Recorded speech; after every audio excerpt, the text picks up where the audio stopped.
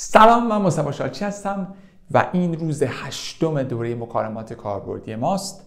تا اینجا دیدیم که رفتن با هم دیگه توی کافه آیشا و کریم و فهمیدیم که آیشا یه سری مشکلات دیگه هم داره، از جمله این که مادرش مریضه.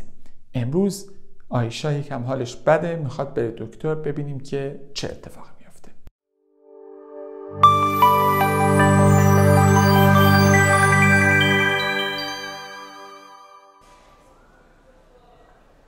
Entrez. Qu'est-ce qui ne va pas, madame? Je ne me sens pas du tout bien. J'ai mal à la gorge. J'ai des toux sèches. Vous avez pris votre température? Oui, j'ai un peu de fièvre. J'avais 38 ce matin. Et l'écoulement de nez? Non, et je n'éternue pas non plus. Bien, on va voir ça. Retirez votre chemise, je vais vous ausculter. Toussez. Plus fort. Ne respirez plus. Merci, vous pouvez respirer. Quel est votre métier? Je suis employé, mais récemment j'ai eu beaucoup de stress. Ma mère souffre du cancer. En plus, hier on m'a volé le portable et... Je comprends. Est-ce que vous utilisez des médicaments particuliers?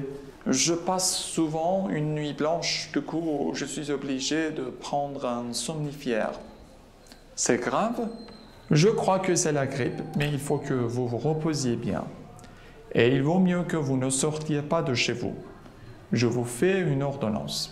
خب بریم ببینیم که چه اتفاقی افتاد در ویدیوی امروز ما. میگه آنتره وارد شوید. میدونید که بچه‌ها برای فعل امری تنها کاری که باید انجام بدید اینه که فاعل رو حذف کنید. حالا اسم یه جایی حذف میشه ولی فاعل از همه مهمتر. به جایی که بگیم vous entrez میگیم entrez. Qu'est-ce qui ne va pas, madame? فعل اله بچه‌ها برای حال و احوال استفاده میشه. حالمون خوبه و حالمون بده. je vais bien حالم خوبه. je ne vais pas bien حالم بده. حالا اینجا میگه چی خوب نیستش. دوباره فعل اله رو داریم استفاده میکنیم. چی خوب پیش نمیره. Qu'est-ce qui ne va pas, madame? جواب میده که je ne me sens pas du tout bien. فعل se sentir دوباره یکی از فعلایی که احساسی که خودمون داریم رو میتونیم باهاش بیان کنیم. مثلا میگم je me sens bien، حس خوبی دارم. je ne me sens pas bien، حس خوبی ندارم. je me sens fatigué، احساس خستگی دارم. je me sens stressé، احساس استرس دارم. و این میدونید بچه فعل دو ضمیر است. فعل دو ضمیر چه فعلیه؟ فعلیه که فاعل و مفعول یکیه. یعنی هر وقت جو بود حتما م میاد. اشتباه نکنید اگر گفتم که مثلا je te donne un cadeau، این دیگه فعل دو ضمیره نیست، بلکه اون یه دونه پرونوم پرسونل جداست. اگه جو بود حتما باید بعدش م بیاد. من فعل رو صرف میکنم. je me sens، tu te sens، il se sent، nous nous sentons، vous vous sentez، ils se sentent، elles se sentent. فعل سانتیر به تنهایی هم استفاده میشه. هم میتونه یه چیز دیگر رو حس کردن، نه اینکه خودتون یه حس دارید. همین که یه چیزی رو بو کردم یا به مشامم رسه، مثلا میگه je sens l'odeur مثلا d'une fleur، مثلا بوی یه گلی رو حس میکنه. اینجا میگه pas du tout. بچه‌ها میدونید pas نگاتیو، pas du tout یعنی به هیچ وجه، not at all. به هیچ وجه حس خوبی ندارم، خیلی حالم بد. یعنی j'ai mal à la gorge، من درد دارم توی گلوم. بچه‌ها avoir mal à اون partie de corps، un membre de corps، یکی از فرمولایی که به شدت برای شما لازمه وقتی میخواید یه دردی رو بگید، وقتی میخواید برید پیش دکتر. اینجا فقط من گفتم من درد دارم در گلو. شما هر چیز دیگه ای رو میتونید بذارید جاش. مثلا میگم j'ai mal à la tête، سرم درد میکنه. j'ai mal à l'oreille، گوشم درد میکنه. j'ai mal à la dent، دندونم درد میکنه. j'ai mal à la main، دستم درد میکنه. j'ai mal au bras، یعنی بازوم درد میکنه. اینجا بچه دیدید من گفتم au bras به خاطر چی؟ به خاطر که bras مسکولنه و a plus le میشه le bras. j'ai mal au bras. دیگه میتونیم بگیم مثلا j'ai mal au dos مسکولنه یعنی پشتم درد میکنه، j'ai mal au ventre، شکمم درد میکنه، j'ai mal aux jambes، مثلا پاهام درد میکنه، j'ai mal aux pieds، اون مثلا نوک پاهام درد میکنه. اینا شیوه های مختلفیه که شما بگید در یک جایی درد دارم، j'ai mal à l'épaule. هر عضوی از بدن رو میتونیم استفاده بکنیم برای اینکه بگیم avoir mal à. یادتونم باشه که adjective possessive استفاده نکنید، نگید که j'ai mal à ma gorge. خب پس j'ai mal à la gorge یادتون نره. بعد میگه j'ai des toux sèches، یعنی که من سرفه های خشکیم دارم. تو یعنی سرفه فعلش میشه توسه. اینجا صفتمونم مطابقت کرده چون من مؤنث بوده، گفتیم سش، میدونید که مسکولنش میشه سک. بعد میگه vous avez pris votre température، یعنی دماتون رو گرفتید. پری از فعل prendre میاد.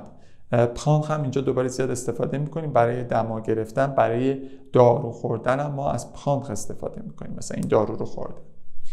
Oui, j'ai un peu de fièvre. بله من یکم تب دارم.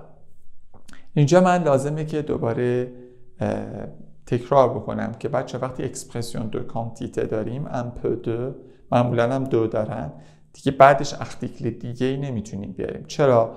چون خود فیور بوده دو لا فیور، من دیگه نمیتونم بگم un peu de la fièvre. پس ما دوبل دو نمیتونیم داشته باشیم در زبان فرانسه. donc on supprime le deuxième do. Donc après les expressions de quantité, nous n'avons pas d'article. N'oubliez pas, فراموش نکنید. J'avais 38 ce matin. میگه 38 داشتم امروز، یعنی تبم 38 بوده امروز صبح. ce matin. Et l'écoulement donné. l'écoulement donné یعنی آبریزش بینی. اگه میخوام بگیم آبریزش بینی داریم میگیم j'ai l'écoulement donné، یا میگیم j'ai le nez qui coule، یعنی یه بینی دارم که ازش آب میاد. non et je n'éternue pas non plus. و عطسه هم نمی کنم. اترنوه بچه ها یعنی عطسه کردن. حالا بچه اینجا داریم non plus. ما اوسی رو قطعا باش آشنا شدیم وقتی میخوایم یه چیزی رو تایید کنیم، یه چیز مثبتی رو. مثلا میگه j'éternue، میگه من عطسه میکنم، اینم میگه moi aussi. ولی اگه یه چیز منفی رو میخوایم تاییدش بکنیم بگیم این هم نه، دیگه نمیتونیم moi aussi بگیم، باید اینجا بگیم moi non plus. میگه نه آبریزش بینی دارم، عطسه هم نمی کنم. پس این تاییدیه که برای منفی. مثلا میگه که je n'aime pas le cinéma، من سینما رو دوست ندارم. اون یکی هم میگه moi non plus، من هم دوست ندارم. چیز منفی رو داره تایید میکنه. اگر مثبت باشه میگم moi aussi، مثلا میگه j'aime le cinéma، moi aussi j'aime le cinéma، moi non je n'aime pas le cinéma. اگر جمله اصلیمون منفی باشه میگه je n'aime pas le cinéma، میگم moi non plus، من هم نه. یکی میگم moi si، من چرا. بعد میگه bien on va voir ça، خواهیم دید که اوضاعش چه خبر، اوضاع چه قراره، یا اوضاع از چه قراره. retirez votre chemise، یعنی پیراهنتون رو در بیارید. خب یه وقتا میخوام معاینه کنم میگه retirez votre chemise، بعضی وقتا میگیم déshabillez-vous، یعنی لباساتون رو در بیارید. je vais vous ausculter. ausculter اینجا بچه یعنی معاینه کردن با این گوشا، با این گوشی ها شنیدن. توی ایتالیایی میدونم که خود اسکولته یعنی شنیدن بچه، پس اینجا میگه اسکولته، میخوام با این معاینتون کنم ببینم که اوضاع چه خبر. میگه توسه، سرفه کنید. دوباره امریه دیگه، نگفتیم وو توسه، گفته توسه، سرفه کنید. اونم میگه plus fort. plus fort یعنی محکمتر سرفه کنید. اگر من میخوام بگم کمتر محکم میگم moins fort، پس میگه plus fort. دوباره سرفه میکنه ne respirez plus. respirer بچه یعنی نفس کشیدن. اگه بخوام بگم نفس بکش میگم respirer. اگه بخوام بگم نفس نکش ne respirez pas. اگه بخوام دیگه نفس نکش یعنی نفس تو حبس کن. اینجا گفته ne respirez plus، پس ne plus یعنی یه کاری دیگه انجام ندادن، یعنی قبلش خوب انجام میدادیم دیگه، داشتیم نفس میکشیم. یا مثلا میگم je ne fume plus de cigarette، یعنی دیگه سیگار نمیکشم، یعنی قبلا میکشیدم. je ne vais plus au travail، دیگه نمیرم به سر کار. Quel est votre métier؟ آره حالا شغلش هم میپرسی. پزشکا دیدید بعضی وقت از اینا میپرسن ببینن شاید یه مشکل بیرونی هم داشته باشه. میگه je suis employé، من یه کارمندم. بچه‌ها برای متیه معمولا صفت استفاده نمی‌کنیم. میگیم je suis professeur، مگر اینکه حالا بعدش یه چیزی داشته باشه. je suis ingénieur. mais récemment j'ai eu beaucoup de stress، ولی اخیراً خیلی استرس داشتم. beaucoup du استرس دوباره بچه‌ها نگفتیم ها، یادتون نره. n'oubliez pas après la préposition ou après les expressions de quantité on n'utilise plus article. دیگه article استفاده نمی‌کنم. ma mère souffre du cancer، مادرم از سرطان رنج میبره. souffrir de quelque chose، رنج بردن از یه چیزی، حالا از بیماری میشه و از چیزهای دیگه هم میشه. مثلا در زندگیتون مشکل دارید رنج میبرید. مصدرها رو بچه باید اینجوری حفظ کنید. souffrir de quelque chose، نگید که مثلا فقط souffrir. اوکی؟ ma mère souffre du cancer. en plus و علاوه بر این یه on m'a volé le portable و موبایلم هم دزدیدن دیروز. اصلا ریخته به هم دیگه. اینجوری داره میره.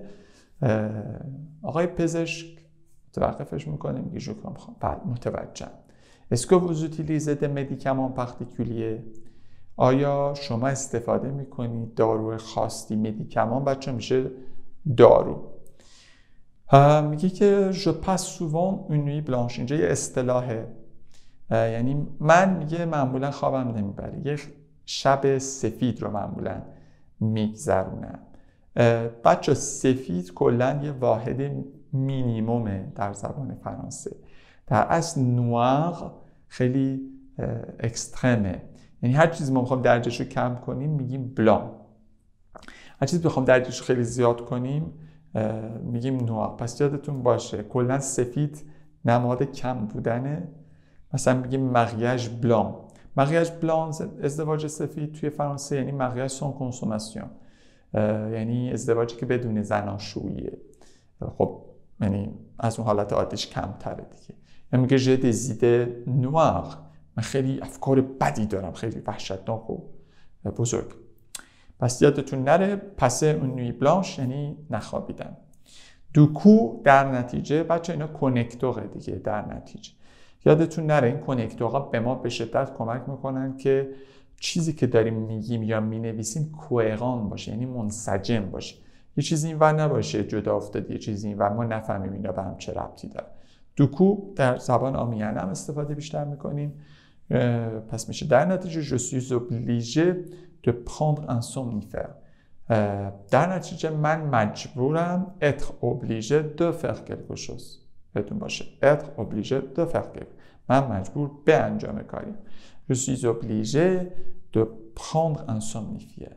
من مجبورم که یه دونه خواب آور بخورم چون که شبا نمیخوابم. شما هم اگر دوست دارید مجبورید که این کامنت بذارید، لایک بذارید و کانال رو دنبال کنید، زنگرم بزنید که عقب نمونید. بعد بکم استرس گرفته میگه سگراو، اوضاع مثلا جدیه، مثلا گراو یعنی وخیم، سگراو یعنی مثلا مریضیم جدیه ما میگیم تو فارسی. je crois que c'est la grippe. من فکر میکنم که گریپه یا مثلا آنفلانزاست. mais il faut que vous vous reposiez bien. ولی شما باید خوب استراحت کنید. se reposer بچه یعنی استراحت کردن. خیلی وقتا فعل ما توی فرانسه میگیم رست. بچه رست یعنی ماندن.